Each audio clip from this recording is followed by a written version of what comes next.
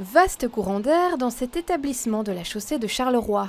Avec ses immenses baies vitrées, assurer l'aération ici n'est pas vraiment une difficulté.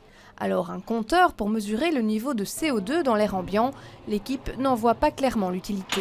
Je pense que l'air est assez pur dans notre restaurant et je pense que même si c'est pas très cher, ça reste un investissement en plus pour les restaurateurs qu'on n'a pas spécialement besoin maintenant.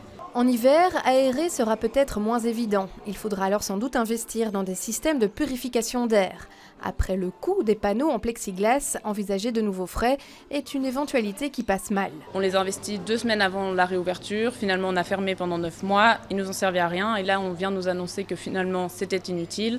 Donc, on se demande si finalement les autres objets pour lesquels on va investir vont être utiles ou non par la suite. Du côté de la fédération Horeca, même son de cloche. Elle déplore la difficulté à se procurer les appareils de mesure CO2 et leur coût.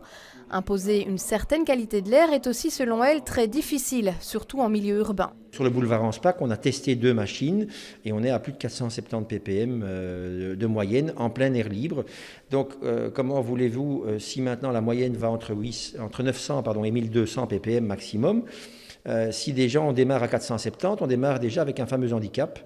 Et donc notre crainte, c'est que s'il y a un petit peu de monde dans l'établissement, et des tests que nous avons faits dernièrement prouvent bien que dès qu'il y a un peu de monde, même s'il y a de la ventilation, le tout ne descend pas si vite. Amende ou fermeture de l'établissement, un nouvel arrêté ministériel devrait confirmer pourtant d'ici peu à quoi s'exposent les restaurateurs qui ne respecteraient pas cette nouvelle obligation à partir du 9 juin.